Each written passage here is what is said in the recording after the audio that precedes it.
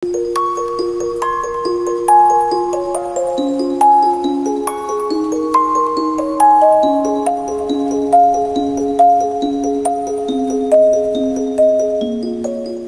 sahabat semua, apa kabar kalian? Semoga kalian sehat walafiat dan selalu ada dalam lindungan yang maha kuasa. Amin. Baiklah sahabat, kali ini kita akan menyaksikan sebuah alur cerita film Asia yang berjudul Happy Ending, di mana dikisahkan tentang seorang pemuda yang bertanggung jawab pada keluarganya dengan berusaha sekuat tenaga menangani semua masalah keluarga yang cukup berat. Dan ada seorang perempuan yang coba membantu meringankan beban si pemuda itu. Baiklah sahabat, untuk tidak berpanjang lebar, sebaiknya kita langsung saja saksikan filmnya ini. Oke sahabat setia, selamat menyaksikan. Let's go. Oh ya sahabat, jangan lupa untuk like, komen, dan subscribe channel ini. Oke, terima kasih. Selamat menyaksikan.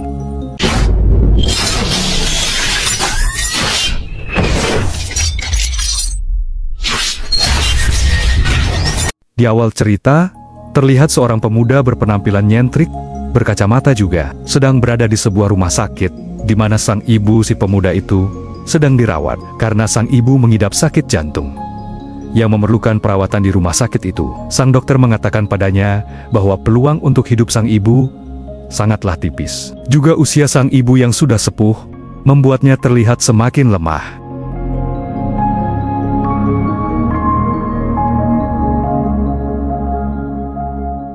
Perawatan medis yang intensif memerlukan biaya yang cukup besar. Tentu saja, itu membuat si laki-laki ini, yang bernama Dion ini, semakin tertekan memikirkan semua biaya yang dia tanggung dan harus dia cari. Sementara, dia yang berprofesi sebagai penulis naskah dalam sebuah film, harus terus berusaha mendapat hasil kerja yang maksimal yang dituntut oleh atasannya. Tak peduli pemuda yang bernama Dion ini sedang berada di mana dan sedang melakukan apa. Dan saat itu, Dion sangat terganggu oleh kehadiran seorang gadis cantik yang dengan tiba-tiba menggeser kursi panjang di situ dengan seenaknya saja. Tentu saja, itu membuat berisik dan gaduh di tempat di mana Dion sedang bekerja menggunakan laptopnya.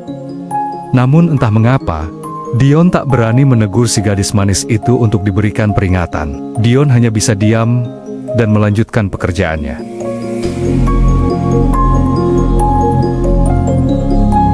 Namun saat Dion sedang memulai pekerjaannya, si gadis di sebelahnya itu sedang berkonsentrasi membacakan doa yang cukup panjang, dan tak sengaja Dion yang terbagi konsentrasinya malah menulis doa-doa yang dibacakan oleh si gadis manis itu. Dan Dion berteriak kaget setelah dia kembali sadar bahwa dia sedang tidak fokus dan harus kembali pada tujuan semula untuk terus menulis naskah. Namun kali ini, setelah tadi terkaget, lalu timbul penyakit latahnya, yaitu cegukannya kumat. Dan cegukan itu membuat si gadis jadi ingin membantu menghilangkan cegukannya dengan membuat gelembung dari plastik. Lalu dia meledakkannya.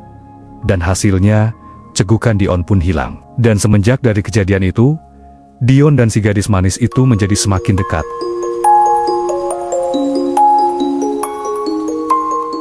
Dan pada saat ini pun, Dion dan si gadis yang bernama Jennifer sering bertemu dan bercanda dengan Dion yang memang sering sendiri dan kesepian. Kini mereka sedang mengobrol di sebuah taman.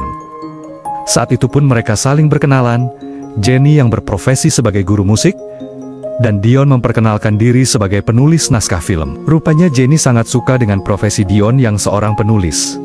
Lalu Jenny, dengan sedikit merayu dan mengumbar senyum manisnya, mencoba ingin membaca dari naskah Dion dalam laptopnya. Pada awalnya Dion sedikit ragu untuk memberikan laptopnya pada Jenny. Namun, Jenny yang memberikan senyuman terus, membuat Dion tak berdaya. Dan akhirnya Dion membolehkan Jenny untuk membaca naskah Dion pada laptopnya. Namun saat itu Jenny menanyakan langsung tentang ending dari naskah tersebut, dan Dion menjawabnya dengan, "Baca sendiri, nanti juga akan tahu endingnya bakal seperti apa," ucap Dion, sedikit agak jengkel pada gadis cantik itu. Lalu Dion menambahkan, kalau dalam naskah ini, film dibagi dalam 3 jalan cerita, yang masing-masing alur ceritanya, happy endingnya berbeda-beda. Dan film dalam naskah itu adalah sebuah film yang bercerita tentang kisah pertemuan antara sang gadis dan seorang pria pada masa COVID-19.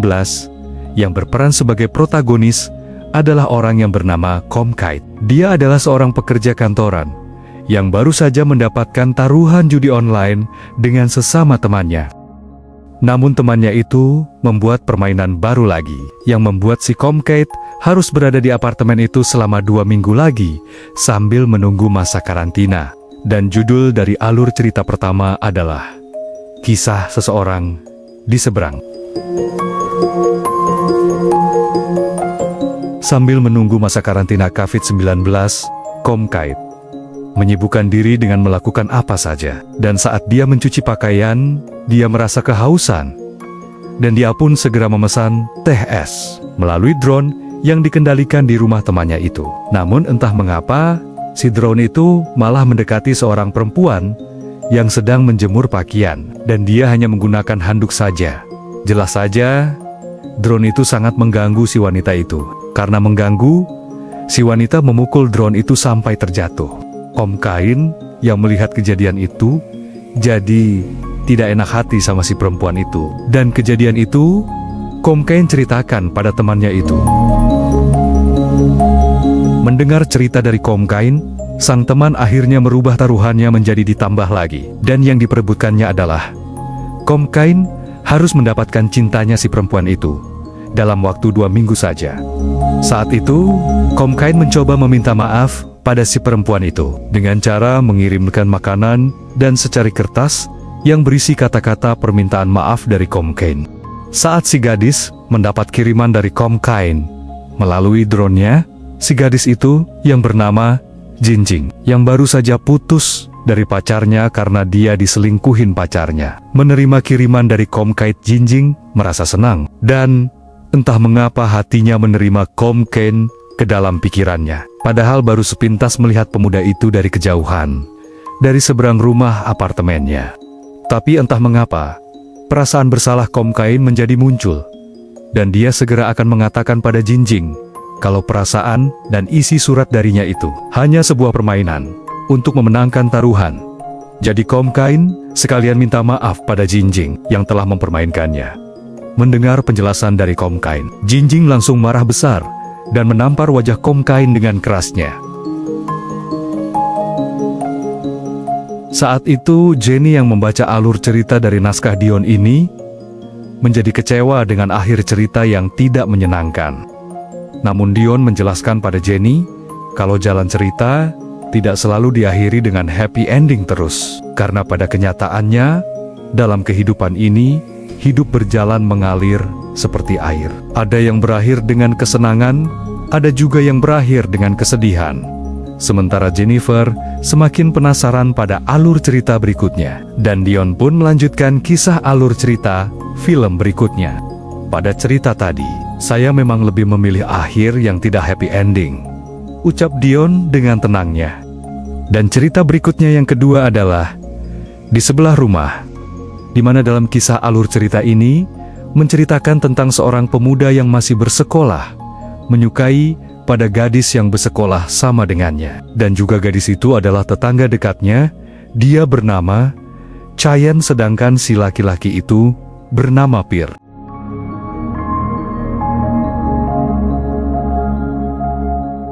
Di awal cerita, ketika Pierre sedang berjalan hendak masuk ke sekolahnya, di depan sekolah terpampang sebuah spanduk besar yang memperlihatkan foto seorang murid teladan yang bernama Chayen, yang tak lain tetangganya sendiri. Setelah sejenak melihat foto itu, si Pierre ini jadi merenung. Mengapa dirinya dan Chayen begitu sangat berbeda? Chayen pintar berprestasi, pendiam, dan suka menolong temannya. Sementara dirinya, yang dikenal nakal dan sering mencelakai orang, hanyalah seorang murid yang tak berguna dan banyak tidak suka padanya. Padahal, dia anak dari seorang guru. Guru adalah seorang pendidik, dan seharusnya mempunyai anak seperti Chayen yang banyak dibanggakan orang. Dan sekarang, Chayen sudah tidak ada lagi di kota itu. Chayen kini telah meninggalkan kota ini demi bersekolah di negara China. Yang biasanya Pierre tidak merasa peduli pada gadis itu, kini dia merasa benar-benar kehilangan. semenjak Chayen beberapa kali menghubunginya saat dia masih di kota itu.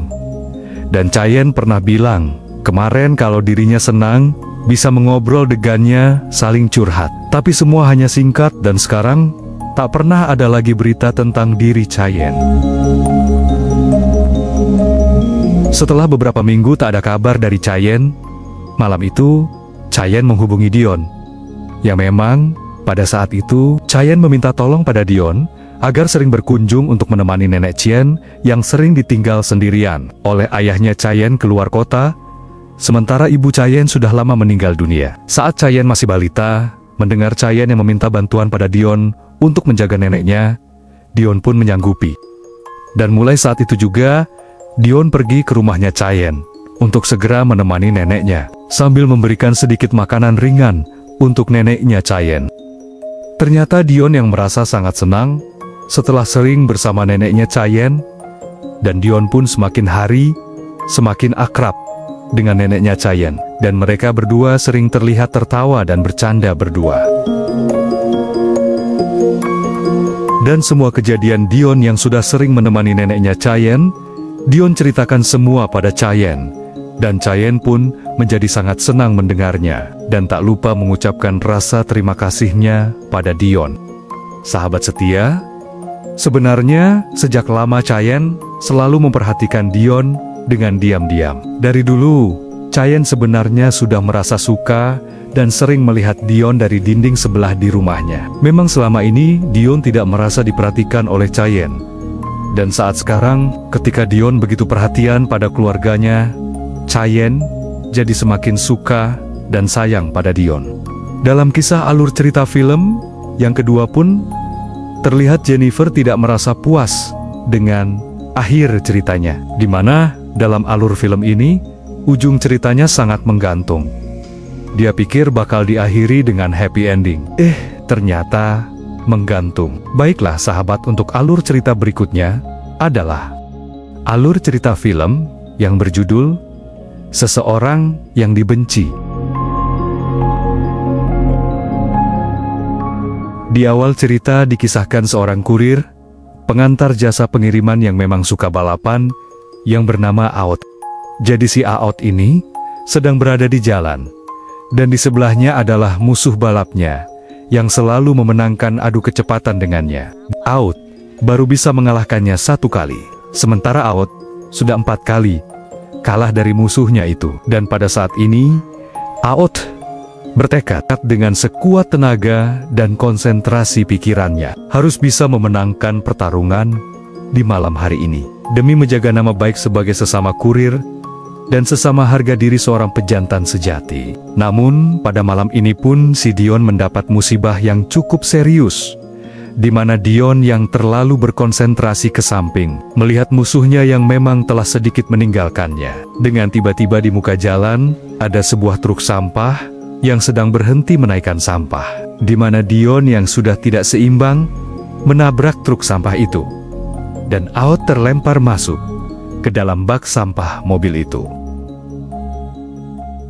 Namun karena desakan ekonomi dan kebutuhan yang sangat mendesak, Aot kini kembali akan bertanding, mempertaruhkan kalung emas miliknya demi bisa membiayai ayahnya yang sedang dirawat di rumah sakit. Tapi saat hendak memulai bertanding, tiba-tiba petugas polisi datang akan merazia semua peserta balapan, dan Aot pun hendak kabur. Namun sayang motornya mogok. Tapi tak lama ada seorang perempuan misterius memboncengnya ke tempat yang aman. Lalu mereka pun mengobrol di tempat minuman. Sepintas perempuan itu, sepertinya Aot sudah mengenalnya. Tapi tak lama mereka pun berpisah karena si gadis ada perlu ke rumah orang tuanya. Sesampainya Aot ke rumah, di rumah sang adik sudah menunggunya dengan memperlihatkan sebuah roket mainan. Dan sang adik bilang pada Aot, kalau sudah besar, sang adik akan membuat roket kesukaannya. Setelah itu, sang adik juga bertanya pada Aot, "Kak, kalau papa kok nggak pulang-pulang?" Mendengar itu, Aot langsung mengatakan kalau ayah sedang di rumah sakit, dirawat agar penyakitnya cepat sembuh. Ucap Aot menenangkan adik kecilnya. Saat akan tidur, Aot kembali teringat pada gadis yang memberinya tumpangan saat motornya mogok. Aot seperti merasa dekat dengan gadis itu. Tapi di mana ya? Aot berpikir terus untuk dapat membayar tagihan perawatan ayahnya di rumah sakit. Dan keesokan harinya, Aot kembali mencoba peruntungan dengan mencoba memaksakan diri ikut dalam balapan liar lagi. Dengan harapan bisa menang, dan uangnya akan digunakan untuk membayar perawatan rumah sakit ayahnya. Namun tak lama, pikirannya terpengaruh oleh pesan perempuan kemarin yang menyarankan agar Aot tidak lagi mengikuti taruhan balapan liar. Aot pun langsung putar arah dan akan segera menengok ayahnya. Dia menuju rumah sakit sekarang. Saat keluar dari dalam live, Aot bertemu dengan gadis yang kemarin. Sambil dengan sedikit takjub, Aot menerima pemberian kotak berisi uang dari wanita itu. Ini uang untuk semua keperluanmu. Itu cukup untuk kebutuhanmu, ucap wanita itu pada si Aot. Aot hanya terdiam seperti tidak percaya dengan situasi yang terjadi padanya saat ini. Lalu Aot dengan serius bertanya pada wanita itu, "Hai perempuan baik, sebenarnya siapa kamu ini? Kenapa kamu sangat baik pada saya?" Mendengar pertanyaan itu dari Aot, si perempuan itu hanya memperlihatkan lehernya yang bergambar roket. Dengan melihat tanda itu, Aot pun tahu kalau perempuan itu siapa. Dia adalah adik perempuan bungsunya yang datang dari masa depan, yang ingin datang membantu keluarganya. Oke sahabat setia, alur cerita yang ketiga pun sudah berakhir, dan kita akan kembali lagi pada Dion, si penulis naskah filmnya. Dan akan seperti apa kelanjutan hubungan sang penulis yang bernama Dion dengan teman barunya yang bernama Jennifer. Mari kita ikuti cerita kelanjutannya. Saat Jenny mengetahui akhir pada alur cerita ini, Jennifer kali ini suka dengan akhir ceritanya, karena pada cerita ini, Dion memasukkan unsur-unsur fiksi ilmiah yang cukup menarik. Dan akhir cerita ini disukai oleh Jennifer. Jenny yang memang bukan seorang sineas, tapi dia cukup mengerti tentang menganalisa film, dan kali ini, pada naskah karya Dion, Jennifer banyak memberikan masukan yang positif buat Dion. Dan Dion mengakui dan senang dengan masukannya. Sekali lagi, Dion mengucapkan terima kasih atas masukan yang sangat berharga bagi Dion. Mendengar dan melihat Dion menerima semua masukannya sekarang, Jennifer menjadi bangga dengan dirinya sendiri. Namun tak beberapa lama kemudian, datang seorang suster perawat yang mengabarkan kalau ibunya Dion sekarang sudah siuman dan ingin bertemu dengan Dion. Sementara Jennifer yang ikut mendengar berita baik itu, ikut senang dan mengucapkan selamat pada Dion. Dion pun segera pergi, ingin melihat ibunya. Namun saat Dion kembali untuk menemui Jenny, Jenny sudah tidak ada. Namun menurut informasi dari perawat, kalau Jennifer pergi, setelah mengetahui kondisi pacarnya sudah tidak tertolong, dan dinyatakan meninggal dunia, betapa kaget dan terpukul perasaan Dion mendengar berita dari sang suster, dan sekarang Jenny sudah tidak bisa dia temukan, entah ada di mana. Dion yang kini sudah merasa dekat dan cocok dengan Jennifer, kini dia kebingungan. Entah harus mencari Jenny kemana. Yang pada akhirnya, Dion sekarang jadi sering melamun dan sendirian di taman, mengenang masa-masa sewaktu dekat dengan Jennifer. Takdir baik memang yang harus mempertemukan mereka berdua, di mana di saat film Dion yang akan diputar di bioskop, Dion akan menontonnya. Saat sedang menerima telepon dari sang teman, Dion melihat Jennifer melampaikan tangan padanya. Seperti serasa dalam cerita dongeng Dion, kini bisa bertemu dengan pujaan hatinya, yang memang Dion sayangi dan cinta, yang pada akhirnya pun mereka memutuskan untuk bersatu dalam cinta. Dan cerita pun segera otomatis berakhir dengan happy ending. Sampai jumpa sahabat.